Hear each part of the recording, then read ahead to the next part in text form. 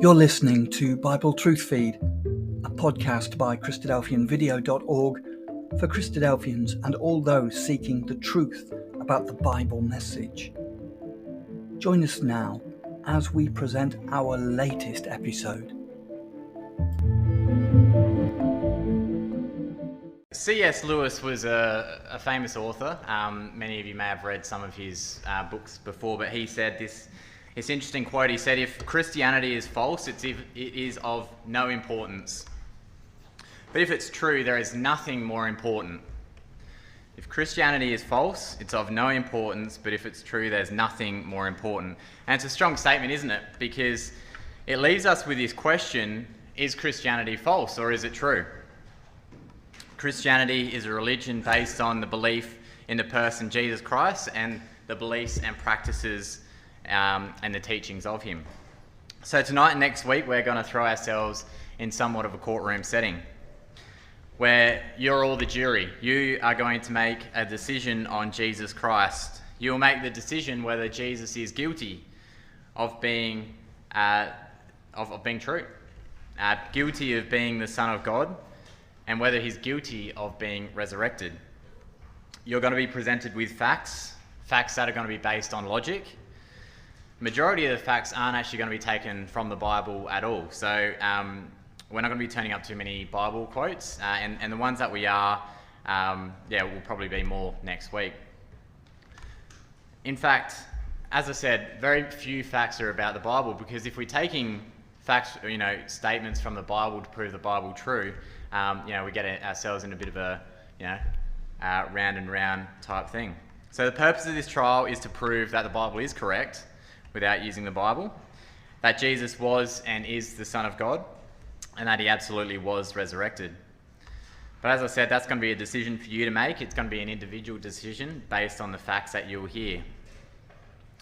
So, ladies and gentlemen of the jury, throughout this trial, I ask you to be impartial.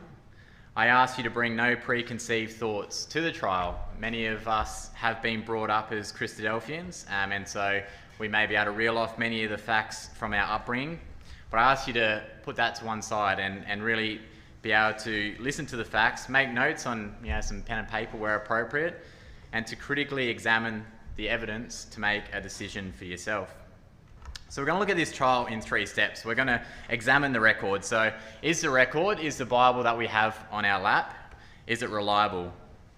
So as we said, it's not about what's written in the Bible, but it's more what we have, if that is reliable. We're going to analyse Jesus. We're going to look specifically at Jesus to see whether the records match up with him. We're going to look at records outside of the Bible again to see what is written around the same time about Jesus. And we're going to research the resurrection. Is the resurrection actually a valid option? Is it something that could have happened? So, to examine the record, we're going to start with a simple question that can open up a whole can of worms. Is the record that we have accurate? Can the eyewitnesses be trusted? The people that saw and wrote about Christ, are they trustworthy people? And does their record and their recollection ring true? Is the statement or the record timely? Was it recorded in a time frame where memories don't fade and legends are formed? Was the statement accurate, or was there a bias where the apostles lied to make Jesus seem better than he was? Was there key information that was left out because it was embarrassing or hard to explain? Are the original copies of the texts through to the version we read today, correct? The Bibles on our laps obviously aren't the very original copies. They're not the ones that the apostles wrote. So we've got copies on our laps. Are they congruent with what was written in the original text? Is there corroborating evidence? Are there texts outside the Bible that validate the Bible records of Christ? And then what does science say? When we look at many cases that go through courtrooms, they'll have DNA, like blood samples and things like that. We don't have that, but we do have archaeology. So this is a form of science. Does that back up the story? So that's what we're going to look at tonight, but just to give a sneak peek of what we're going to look at next week, we're going to analyse Jesus as well. So We're going to start with the premise that Jesus was tortured, crucified, died, was buried, and resurrected. But if that's true, we need to be able to answer these questions. Did Jesus really die? If he didn't die, then he didn't need to be resurrected. Was he just unconscious on the cross and then put in a tomb, and then he revived and walked out of the tomb? What about the tomb? If we're using that as proof that Jesus rose to life, there are some key questions. Was the tomb actually empty? Did they look properly in all areas of the tomb? Was the right tomb looked at? Was it a tomb that was right next door and that one hadn't been filled just yet? Was Jesus actually put in an exclusive tomb? Or was he, like many of the people at the same age who had been crucified, just burnt and placed in a group grave, as was the custom? After analysing Jesus, we're going to research the resurrection. There were no eyewitnesses to the resurrection. An empty tomb doesn't mean a resurrection, does it? So did Jesus really come back to life? But we're going to start by examining the record. So this is an interactive court case. So I'm going to just pose a question to you, and there's no right or wrong answer. But if somebody told you a story about something that happened, so just think about this just in blanket terms. If someone told you a story about something that happened, what information would you need to know so that you can be convinced that it's true? Just take things on face value that they're true, and I guess if we look at the content of what the person's saying, we want to be able to believe it somewhat. If I told you this morning I turned into a bird and I flew around the world, you would go, no, that's probably not correct. That's probably stretching the truth a little bit. The four Gospels, and there's I guess on face value you go, oh, there's a disparity between all of them. So I'm just going to read out these verses. Matthew 28 verse 1, after the Sabbath, toward the dawn of the first day of the week, Mary Magdalene and the other Mary went to see the tomb. Mark says Mary Magdalene and Mary the mother of James and Salome bought spices. And very early on the first day of the week, when the sun had risen, they went to the tomb.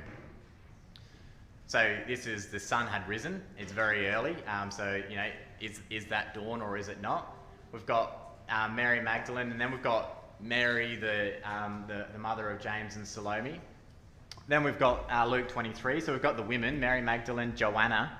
So we haven't heard about Joanna before. She's someone new that's on the scene. Who had come with them at early dawn. So it's not just dawn, it's early dawn. Then John 20 verse 1, on the first day of the week, Mary Magdalene. Okay, so did Joanna and the other Mary not come? Came to the tomb early while it was still dark and saw that the stone had been taken away from the tomb. So, we look at these four Gospels and we go, okay, what's going on here? It's a simple story. Surely we can have, the correct words between all of them. But really aren't all correct. It's just as correct to say Mary came to the tomb as saying Mary and Joanna came to the tomb. And it's just as true to say very early in the morning as it is to say it was dawn. And is dawn, has the sun actually risen then, or is it just before the sun's rising? It's slightly a matter of perspective. But the key facts that we do get out of this story is that there was women. We know for a fact that there was Mary and Joanna. They came very early. They came to see the tomb. But let's get into examining the record. So we're going to race through many of the aspects of this evidence. So if you want to take notes, be prepared. But our first question for the night is, can the biographies of Christ and the eyewitness evidence be trusted? So before we look at that, I just want to say the value of an eyewitness. A judge was quoted as saying, an eyewitness testimony can be compelling and convincing when an eyewitness has ample opportunity to observe a crime, when there is no ulterior motive or bias, when the witness is truthful and fair, there is often no greater proof. It's quite a big statement. In summary, it's saying that eyewitness accounts are absolutely critical and compelling. Provided that they've had the opportunity to observe it, there's no ulterior motive. So we're going to pick apart these pieces here. Did they observe it? Did they have any ulterior motive? Were they truthful and fair? So we said before the most important part of an eyewitness record is that we're hearing it from the eyewitness, that they have actually witnessed it themselves. For credibility, we need to ensure that we have an original copy of the record. Hearing from a friend of a friend, as we had before, doesn't count as an eyewitness testimony. We want to be sure that the original texts are preserved through to our version. So that leads us on to, our next question is, are the eyewitness testimonies that we have today actually what the eyewitness testified? For example, is the version of Bible that we have on our laps, is that actually accurate? Well, we know that the original letters that were written have unfortunately been destroyed, but that doesn't mean that we have lost the originals. One of the ways that we can be convinced that we know what the originals actually say is through the number of copies that we do have. The more copies that you have that agree with each other, especially if they come from multiple geographic locations, the more reliable they are, because you can cross-check each one to figure out what the original document was like. It's much similar to, witnesses to an event. If we only have one witness to an event, there is a possibility that it may not be correct because the eyewitness may have an agenda or even an exaggeration of an event. So we may never know the full truth. But if we have many witnesses, the probability that what we've got is incorrect becomes minute. For example, if I asked you to write down on a piece of paper an excerpt from a diary entry from one of our members, it says, "Dear diary, even though I'm taller than Mason, I still look up to him as my hero. Until tomorrow, Phil Milliken." So if we access Phil's diary and we saw that one in there and we all wrote it down on a piece of paper to say, this is what Phil's diary said, and unfortunately Phil has a fire in his house and that diary is destroyed, we've got a number of copies to show that that is exactly what Phil has written in his diary. So I guess it's important to have a number of copies, but before we look at the Bible, let's have a look at some other significant historical accounts. Now, I've gone back a very long way to go in time period around the Bible, not looking at something that is more recent. I guess it's good to compare apples with apples, as they say. So on the screen, I've got a number of old writings. I'll tell you a tiny little bit of history about each one. But we've got when they were written, when we've actually got the earliest copy of those those originals there.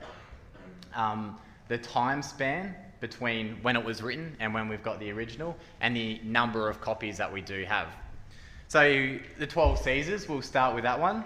So that was written in 100 to 44 BC, and the earliest copy that we have is 900 AD, so 1,000 years. That's a pretty long time. I haven't done all of the fact checking on this, but I believe it is all correct. And we've got 10 copies of those originals. Just so you're aware, the Caesars, the 12 Caesars is a significant book, and it remains a primary source on Julius Caesar and the 11 emperors. Tacitus was a Roman historian and politician. Many of us have probably heard of Tacitus before. He's widely considered the greatest Roman historian. His writings are the same timeline as Caesar's, however there are twice as many copies at 20 compared to Caesar's 10. Aristotle's writings were in 384 BC, and the earliest copy was from 1100 AD, so that's 1400 years later, and we've got 5 copies of the originals. And Josephus, which we do quote from time to time, his writings were toward the end of the 1st century, with the earliest copy in 1000 AD, which is some 900 years later, and we've got 9 copies of those as well. So many of us would have heard of those names. No one disputes what they wrote about, and no one disputes that they existed in history. And in fact, the number of copies is actually quite high. If you think about it, if you treat each copy as an eyewitness, if we've got 20 copies or 20 eyewitnesses to something, it is pretty much indisputable. So even though you're going, wow, that's not too many, it actually is pretty significant in as history goes. But streaks ahead of those writings is a Greek poem called Homer's Iliad. That was written in 800 BC. The first copy was 200 AD, so still 1,000 years later, but we've got a whopping 650 copies. So Homer's Iliad was essentially the Bible of the ancient Greeks. So it talks about, the Trojan War and things like that. So that places Homer's Iliad is placed as second on the list. The Bible, if we put what the Bible was in there, so written, and this is based on the New Testament, not the Old Testament writings, because it's the case for Christ. So date written around 100 AD, the earliest copy 150 AD. So we're talking a time span of 50 years. Now, there's some arguments about how we can get that even closer than 50 years, but I've just gone for worst case scenario here. The amount of copies that we've got of the original is 24,000. That is a whopping amount. That is, by streaks, the head of any other historical writing to go. But basically, it's just a mountain of manuscripts to prove the Bible is correct. So we mentioned the time frame in there, and I guess why is that important? Well, the closer that it is to the original, then the more recent, the more reliable. The longer the time is, legends start to grow. Mythological ideas start to creep in, stories of greatness. If I use an example in some of our lifetimes here, in cricket, not a massive cricket tragic, but here's a fact for you. The fastest bowl that was ever bowled was by a bowler called Shoaib Akhtar, who bowled 161 kilometres per hour, which is a very fast bowl. If you ask people that are in their 60s today, they'll tell you that there's an Australian bowler called Jeff Thompson who regularly bowled over 180 kilometres per hour, so Shoaib Akhtar's got absolutely nothing to talk about. That's ludicrous in my mind. That's 10% faster than Shoaib Akhtar, which is just ridiculous. That's like saying before sprint guns, there was a sprinter who could run a whole second faster than Usain Bolt, so he's finishing, 15, 20 metres, running 100 metres at 8.5. So it's just one of those things that legends start to grow over time. And for us, we live in an instant world, don't we? Something happens over the other side of the world, we hear about it on Twitter, Facebook, or whatever, the news straight away. Sort of the longest time that goes is about 15 to 20 seconds as people scramble to type it up. History is not like that, as we can see on the screen. The majority of history, there's centuries that do go past before records are actually written down. And for example, if we look at Alexander the Great, you may not know, some of those things up there, but good fair chance we've all heard of Alexander the Great. Well, the most recent biographies, recent in relation to when Alexander died, were written by people called Plutarch and Arrian. These biographies were written in the 1st century and the 2nd century respectively, so that is some 300 to 400 years after Alexander died. So as we said, the Gospels were written in the first century there, between 50 to 90 AD, which is less than 30 years after Jesus dies. So that's history's version, I guess, of a news flash or breaking news. And importantly, this is all within the lifetime of the authors. So I guess to answer our question, are the eyewitness testimonies that we have today actually what they testified? Absolutely. And the way that we can say that is because we've got that mountain of copies of the original, and the time frame that we have is well within the lifetime. So let's have a look at the authors now. Are the eyewitnesses reliable? So the eyewitnesses, let's just use the Gospels. The eyewitnesses here, we've got four different people. We've got a tax collector, an author or interpreter, a doctor, and a fisherman.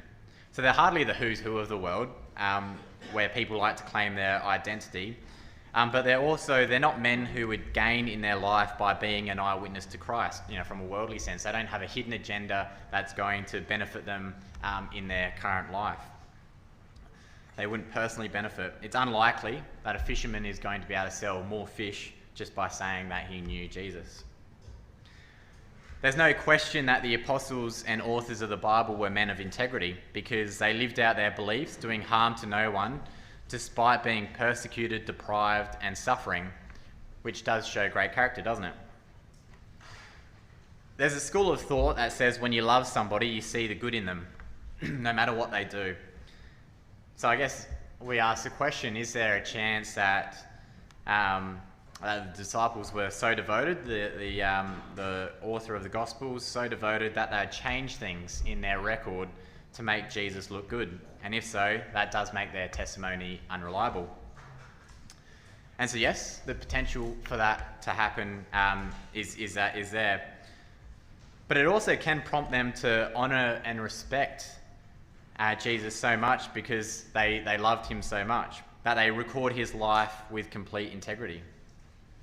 And I think there's a fair argument for that school of thought as well, because the disciples had nothing to gain by writing this and to follow Jesus except for being ostracised and persecuted.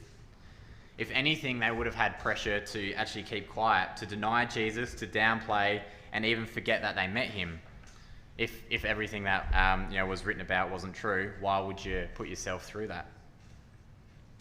They could have even said that they forgot that they met him, and instead they proclaimed him even when it resulted in persecution and death. Now, just another sort of consideration. When people testify about events that they saw, they'll often leave out details that are embarrassing for them or hard to explain. As a result, this raises questions about the whole testimony, because if there's been some parts that have been left out for one reason, then it seems that the testimony has been twisted. And it doesn't appear that happened in the gospel record. If we read different sections, there's stories that are embarrassing for the disciples. Peter is constantly unflattering, being rebuked by Christ. The disciples are often squabbling. The disciples repeatedly misunderstand Jesus, and they often look like a group of self-serving, self-seeking people. And please take this for the respect that I do have for them. I'm just trying to paint a picture here.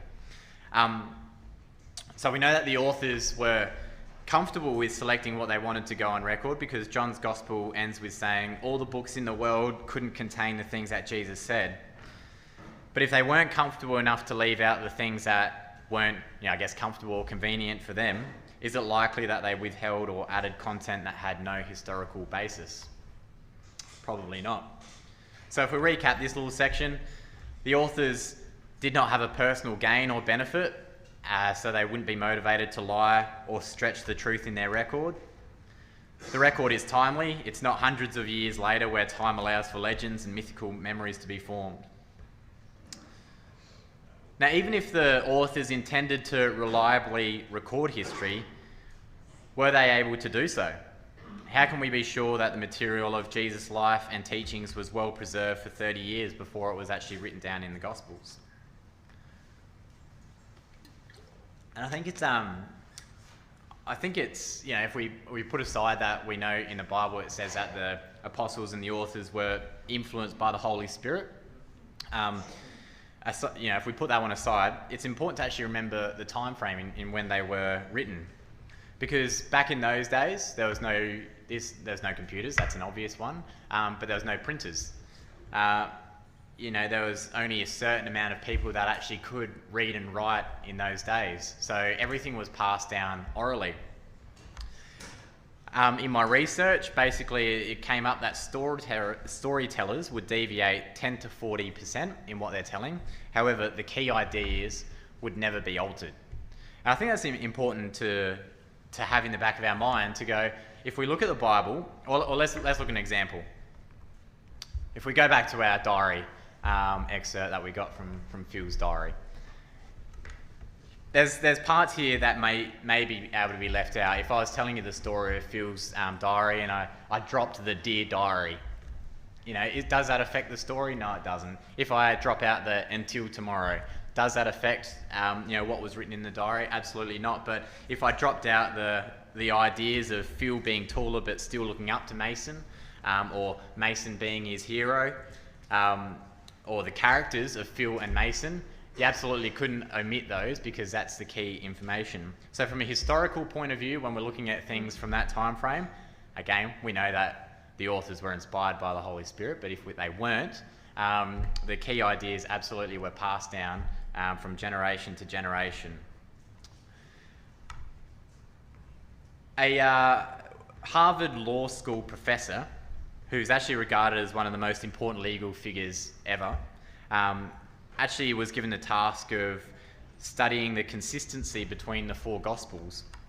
And he said this quote, "There is enough of a discrepancy to show that there could have been no previous concert amongst them, and at the same time such substantial agreement to show that they are all independent narrators of the same great transaction." Essentially, if there's too many similarities between the whole story and too consistent, it would invalidate the Gospels as independent witnesses. People would start to say that we've just got one eyewitness account and the rest are just parroting. So let's come back to our question. Are the eyewitnesses reliable? There's no personal gain in their lifetime for the records. It opened them up for suffering and persecution, yet they still testified, which shows great character. Their jobs, they weren't bank robbers. They were just standard jobs. They testified, and that talks about their character as well. They testified when it put them in bad light for the sake of truth.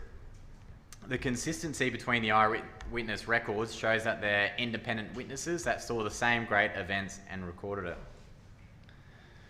So the court's going to be adjourned for this week, and we're going to come back next week. But before we do, we're just going to recap on everything that we have seen, the evidence that we've looked at tonight.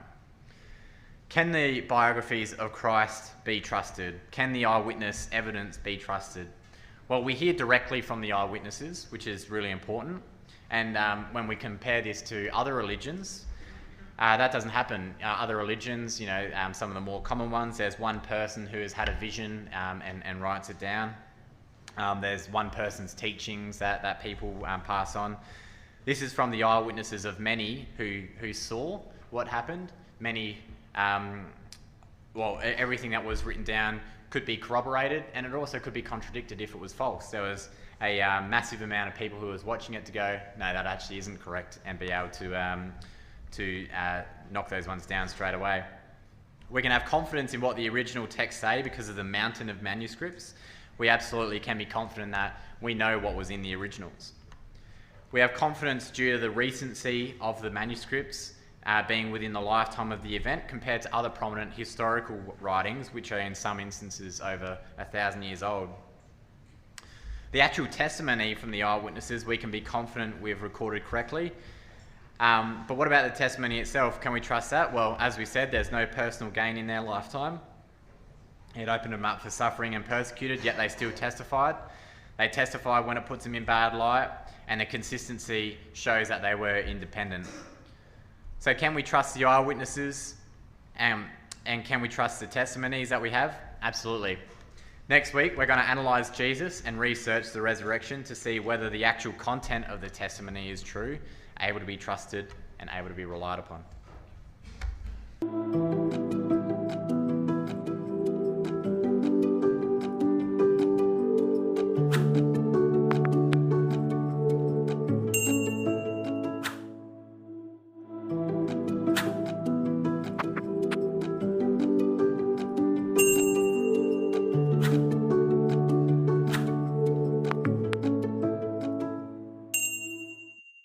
On the case for Christ. Whereas, as Uncle Steve has said, we're looking at Christ from the angle of a courtroom, and all of us are being the jury. So last week we started with a quote from C.S. Lewis where it says, "If Christianity is false, it's of no importance whatsoever. If it's true, there is nothing more important." And we said that this is a really strong statement. But it leaves us with the question of, is it true or is it false? So we threw ourselves into the courtroom last week, and as you as the jury are deciding whether Jesus Christ is guilty of being true, is guilty of being the Son of God, and if he's guilty of being resurrected. So you have been and you will be tonight presented with some facts that will be based on logic, and majority of the facts are going to be taken from outside the Bible. So last week we specifically focused on looking at the eyewitness accounts, and examining the record is what we titled the little section. So, are the biographies that we have, are they able to be trusted? Can the eyewitness evidence be trusted? And we started off by sort of doing a mini brainstorm of saying, what do we need to see in an eyewitness to, what are the key ingredients so that we can believe them? And some of the things that were called out, we said that we have to, hear directly from the eyewitness. They have to have been able to witness what occurred. The eyewitness themselves needs to be trustworthy. The testimony needs to be trustworthy. And there has to be, if there's multiple eyewitnesses, they have to be consistent without being, colluded. And it has to be in a timely manner as well. So if we quickly just summarise what we looked at last week, we summarise the evidence that we looked at by saying that we hear directly from the eyewitnesses. We can have absolute confidence in the Bibles that we have on our laps because that they are aligned to what the original texts say, because we've got a number of manuscripts. So we talked about specifically for the New Testament, there's 24,000 different manuscripts. So we can be really confident that it does match the originals. And we can have confidence due to the recency of the manuscripts as well, being within the lifetime, and we compared them to a number of ancient writings where they're over 1,000 years between when they occurred. So the actual testimony from the eyewitnesses, we are confident that we've had that recorded correctly, but what about the eyewitnesses themselves? Well, we looked at them. They had no personal gain in their lifetime for providing these records. They testified even when it put themselves in bad light. And then the consistency between the eyewitnesses indicated that they are independent witnesses without colluding. So tonight we're going to analyse Jesus and research the resurrection and see whether the actual content of the testimony itself is true.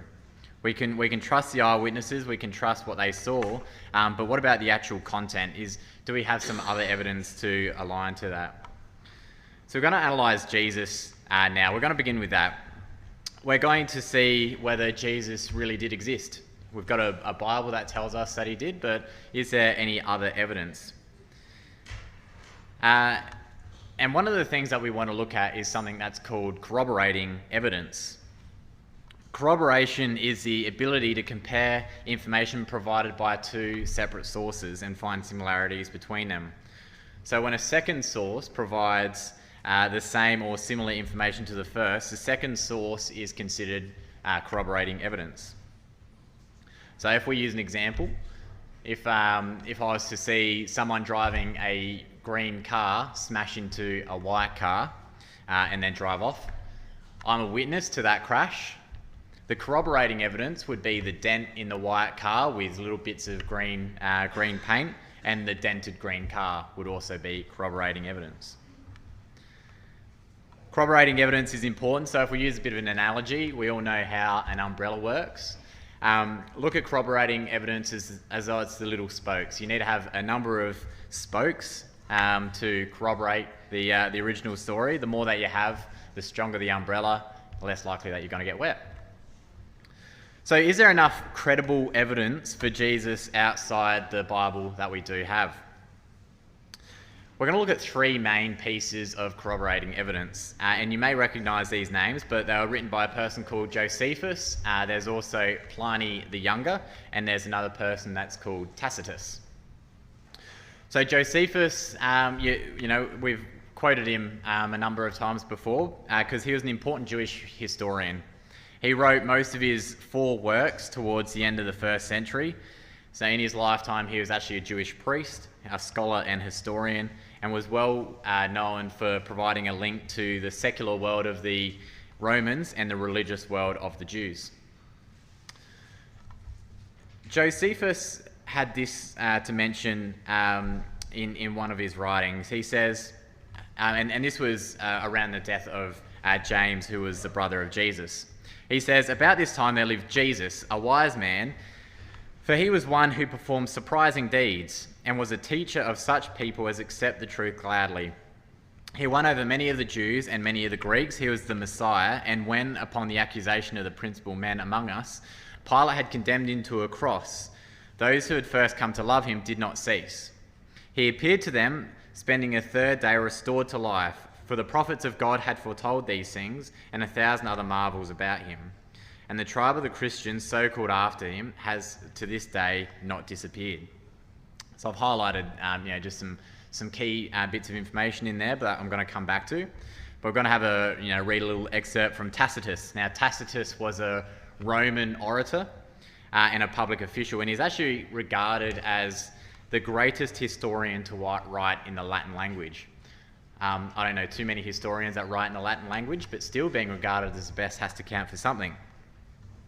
Tacitus said, this is about Emperor Nero's decision to blame the Christians for the fire that had destroyed Rome in AD 64, which was a fire quite likely actually set by Nero himself.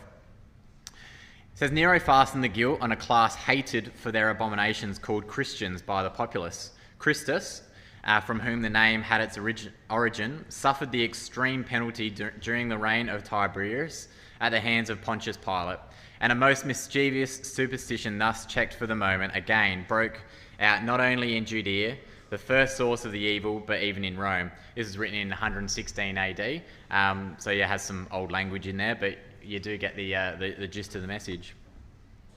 And then lastly, we've got Pliny the Younger, or Pliny the Younger, I'm not too sure how it's pronounced. And he was a Roman author and administrator who left a collection of private letters that intimately illustrated the public and private life of the heyday of the Roman Empire. And Pliny the Younger said, they were in habit of meeting on a certain fixed day before it was light, when they sang in alternate verses a hymn to Christ as to a god, and bound themselves by a solemn oath, not to any wicked deeds, and never to commit any fraud, theft, or adultery, never to falsify their word, nor deny a trust when they should be called upon to deliver it up, after which it was their custom to separate, and then reassemble to partake of food, but food of an ordinary and innocent kind. So that's alluding to the emblems. It's just some normal food. It's not that we're partaking of literal flesh and blood.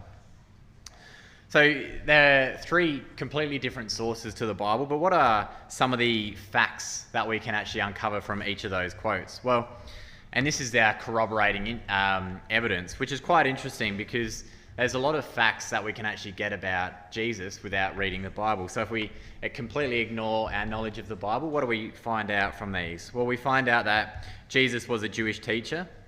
Many people believed he did miracles, healings, and exorcisms. Some people believed he was the Messiah. He was rejected by the Jewish leaders. He was crucified, and this crucifixion took place under Pontius Pilate and during the reign of Tiberius. Despite the shameful death, his followers who believed he was still alive spread abroad, and there are multitudes of them in Rome by AD 64. And all kinds of people from cities and countryside, men and women, slave and free, worshipped him. So that's quite an impressive amount of corroborating independent evidence. There's also an argument that Paul also corroborates the gospel writings. However, as we said last week, we're trying to avoid using the Bible to use our proof. But there is a number of sections throughout, Corinthians that we touched on before our talk. There's also volumes of other writings from early popes and elders in the Catholic Church that are regarded as the apostolic fathers of the Catholic Church.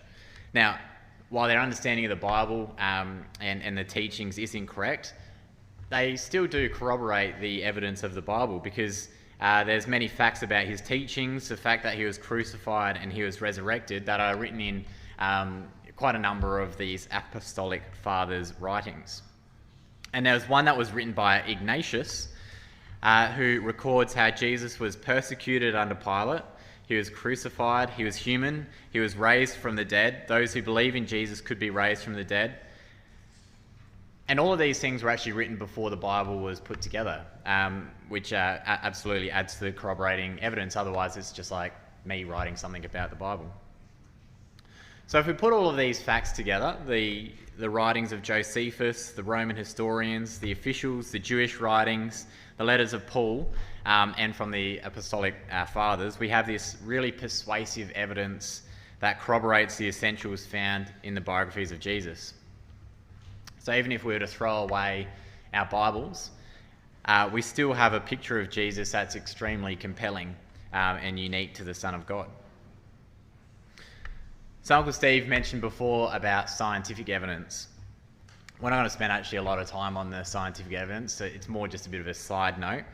But I'm sure many of us would have read or watched a murder mystery of sorts, and there's so many scientific evidence that does come into play. Fingerprints and DNA to rely upon. And while in the case of the Bible, as Uncle Steve did say, we don't have DNA or fingerprints or blood samples that we can call on, archaeology is a form of science, and we can absolutely use that to rely upon. And it's important to call out, when we look at science as an evidence, archaeology can't tell us that Jesus was the Son of God. It can't tell us what he said or what he did or whether it was right. Just like fingerprints or blood samples at a crime scene can't tell what actually took place or how somebody was murdered. But it can confirm whether the geographies and locations that the Bible talks about is true. And this can actually place incredible credence on what the author has written. Just to throw it out there has been found no contradiction in any of the geographic references in the New Testament at all, full stop, which is actually quite astounding in itself. There's two professors that are regarded as the top 5 leading archaeologists in their field. One is called Nelson Gluck, and the other one is Ernest Wright, that have said in their experience, which is actually a lifetime full of archaeology, and they're recent, so they've only just recently hung up the tools, as it were. But they've said in their lifetime they are yet to see any contradictions to any geographic reference in the Bible, which is quite astounding, they mentioned, because the same can't be said about other religions. So what their focus was on was religious archaeology. They weren't able to find any contradictions in the Bible at all for any geographic reference. But when they looked at things like the Book of Mormon, they can't find any cities, people, place, nations, or names in any geographic archaeology dig.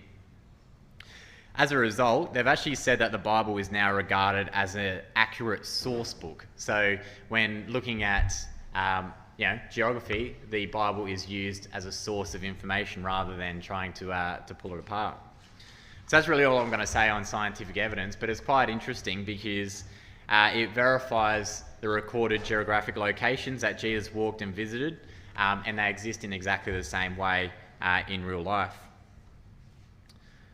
So at this point in our case, we've examined the record and the eyewitnesses. We've built a case to show that these are incredibly reliable. We've analysed Jesus to build a case, not using the Bible, to confirm that he existed, and have corroborated what the Bible has said about him. We want to get into the main part here, which is researching the resurrection. And this is the key to the case for Christ, because this is where the challenge comes in. It takes Jesus away from being a historical figure. There's absolutely no denying that from the corroborating evidence, to being the Son of God. Without the resurrection, as we read in our reading, thanks Pipos for doing that, we don't have a faith, we don't have a hope without it. So it's significantly important. So there's a couple of questions that we're going to look at. Did Jesus die, and was he resurrected? So if you look online, there's a number of challenges, I guess, to what people believe, that Jesus didn't die or he wasn't resurrected at all. And there's a number of different ways that they do get attacked. So I'm just going to pick up on a lot of these different questions, I guess, that get asked about the Bible, and I'm going to try and answer them again, as I said, using some logic. So the first question there, did Jesus die? And the thought behind that was, there's this theory that Jesus was never resurrected. He actually didn't die on the cross. It was more of a resuscitation. So, he got taken into the tomb. He recovered from what he went through, and he walked out of the tomb, and there was no resurrection at all. So Jesus didn't actually die. So medically speaking, is this plausible? Is it possible that Jesus actually did survive what is on record? So medical professionals have provided the following information. Now, due to the age of a number of our attendees here, I'm not going to go into graphic detail. I'm just going to really use what is laid out from historical records and what the Bible says. But we're going to look at things from a medical angle. And we're going to just step through bit by bit just to explore what Jesus actually went through and whether it is actually possible to survive from the medical professional's opinion. So the Gospels claim that Jesus' sweat was like great drops of blood. Now, this is a medical condition. I'm sure that most of us have heard that it is a medical condition, and it's called hematidrosis. It's not common, but it is associated with a high degree of psychological stress, and the side effect to this is incredibly sensitive skin. After that, it's recorded that he was flogged. And so the flogging is a whip that contains metal balls, ball-bearing type things, and sharp bones. So the bones, the metal balls would cause deep bruises, and then the bones would cut the flesh severely. So it happened all over the back, the sides, and the legs. There's actually a historian named Eusebius who says that it will result in veins, muscles, sinews, and bowels to be open to exposure.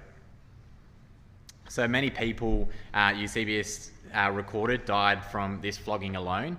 But at the very least, there is a medical term called hypovolemic shock, which is where the body goes into shock because of the lack of blood as a result of this. And there's four main things that happen when hypovolemic shock happens.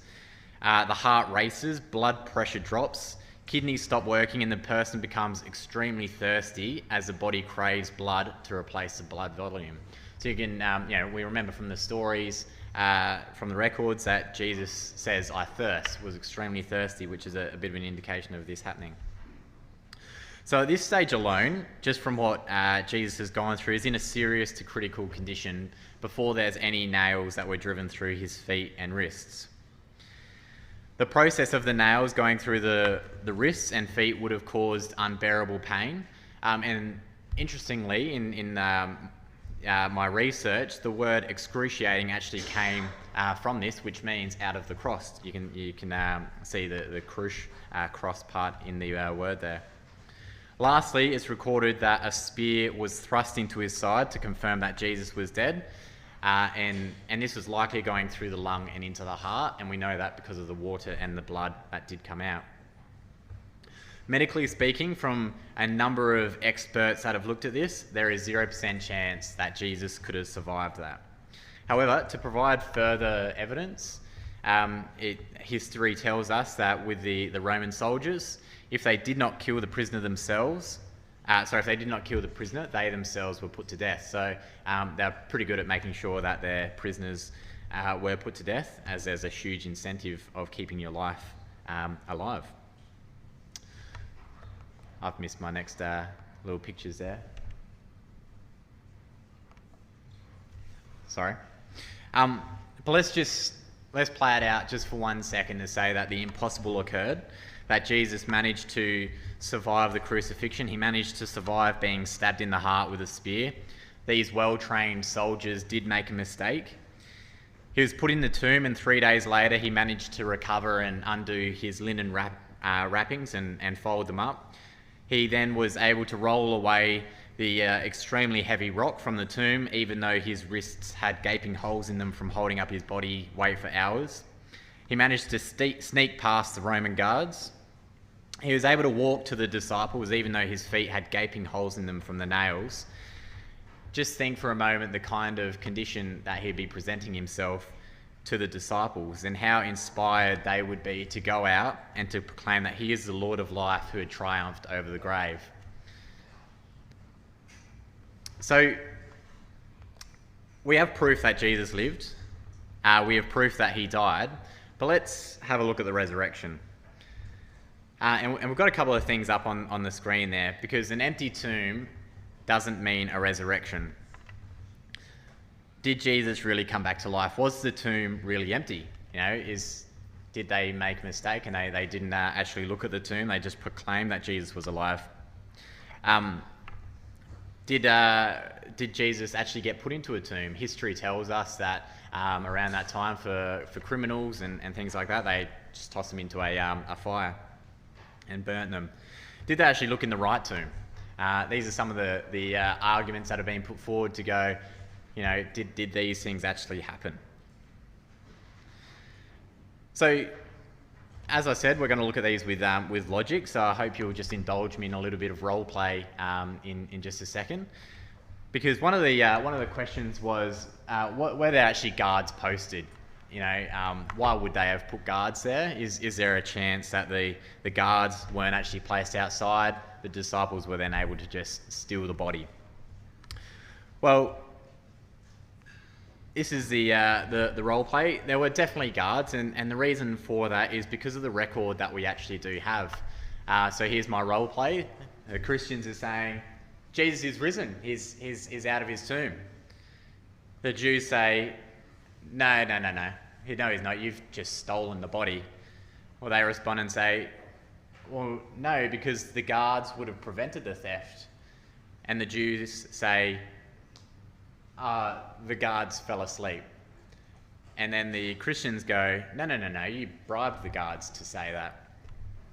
So our question is, were there guards? Well, if you look at this sort of exchange, at step 4, the Jews would have said, what guards? What are you talking about? We didn't put any guards in place. So clearly there were guards, because otherwise that's what the natural response would have been. Secondly, Jesus was definitely put into a tomb and not burnt, because if not, the conversation would have gone like this. Jesus is risen, the tomb is empty.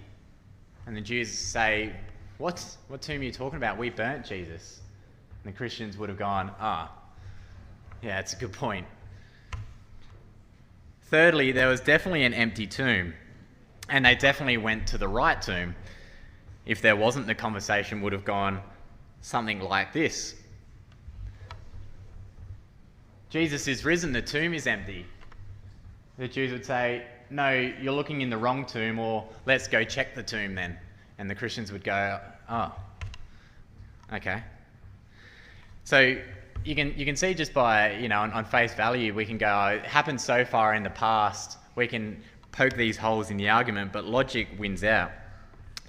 And a side point, just historically, if we look at the empty tomb, we looked at last week that it was discovered by the women going to the tomb.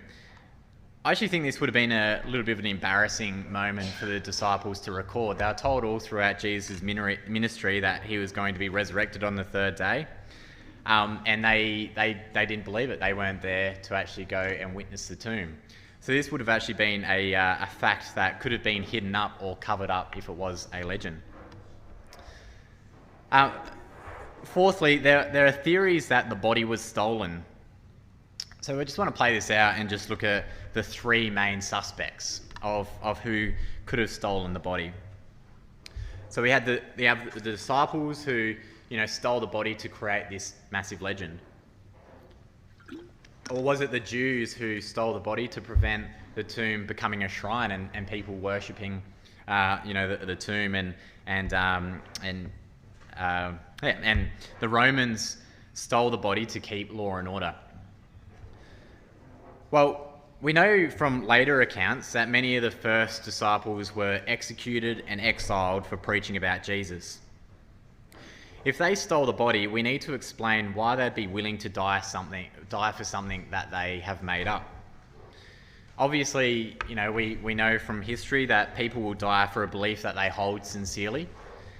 But no one willingly faces execution or persecution for something that they know is an outright lie. The first disciples had everything to lose and nothing to gain from maintaining a lie. In addition, how could they actually get past the guards that we said were there in place? And if they did, why would they take the time to unwrap and leave behind the grave clothes? The guards are just outside. Why would they waste time neatly folding these grave clothes? If they were trying to steal a body, they'd be in and out as quick as possible. If the Jews stole the body to keep the tomb from becoming a shrine, why didn't they just reveal the body when people started to proclaim that Jesus had risen from the dead? This would be a surefire way to stop any rumours and this new religion from getting off the ground. But it obviously never happened. And people have put the argument to say that the Romans stole the body to keep law and order. The Romans were all about keeping peace, so there'd be no motivation to steal the body of an executed religious leader. Nothing more would cause more conflict than doing that. So from this, we can definitively say that Jesus was put in the tomb. The tomb was guarded. The tomb was found to be empty. The correct tomb was searched. There are no plausible suspects for stealing the body.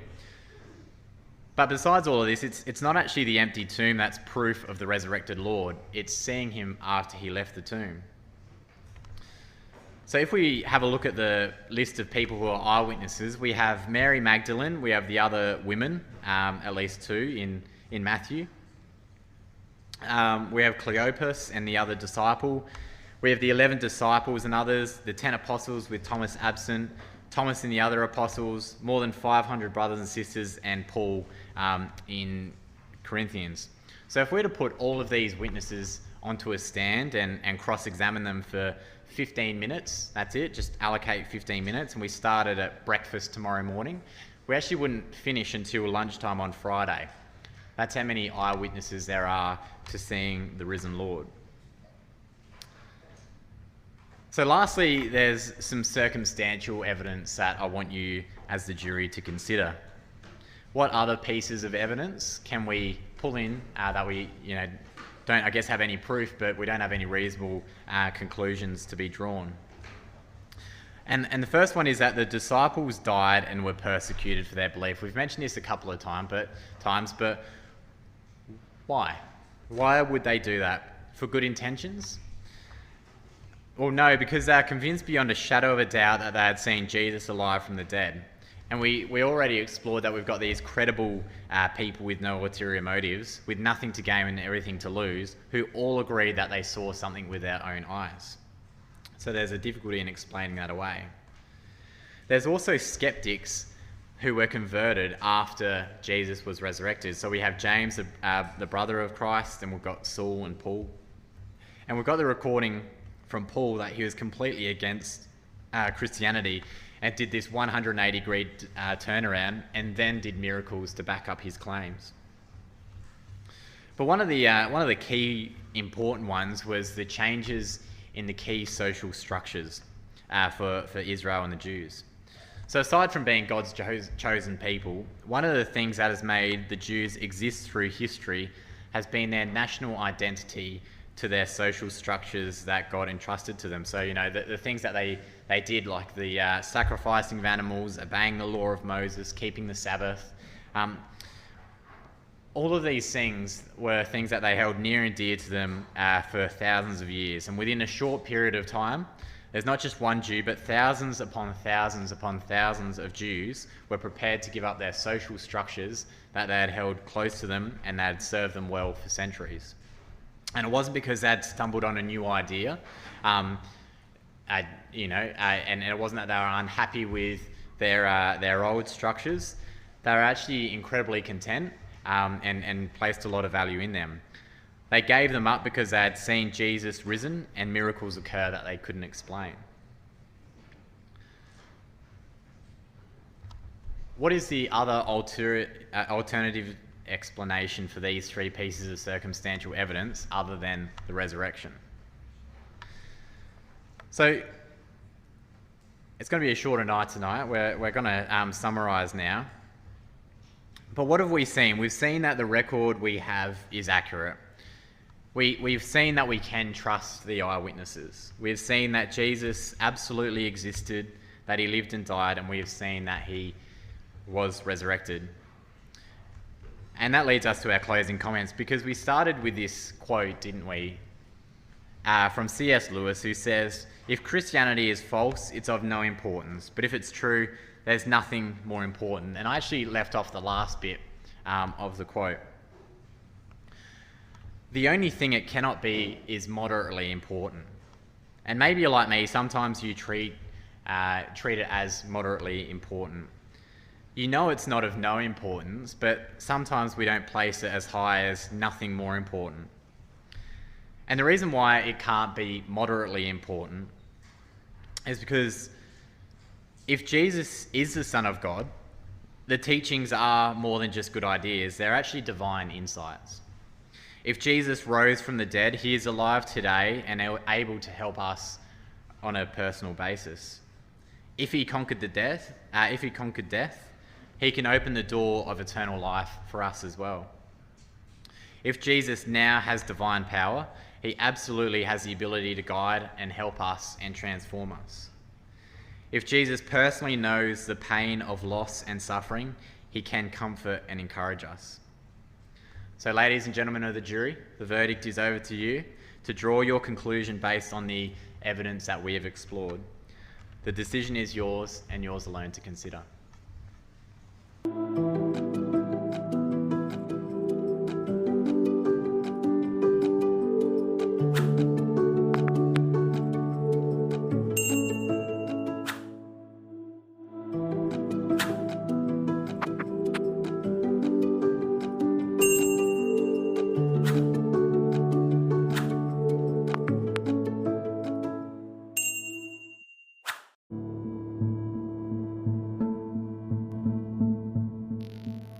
Thank you for joining us. We hope you found the episode helpful.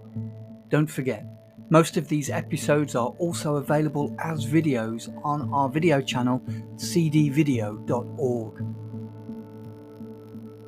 So head over and take a look.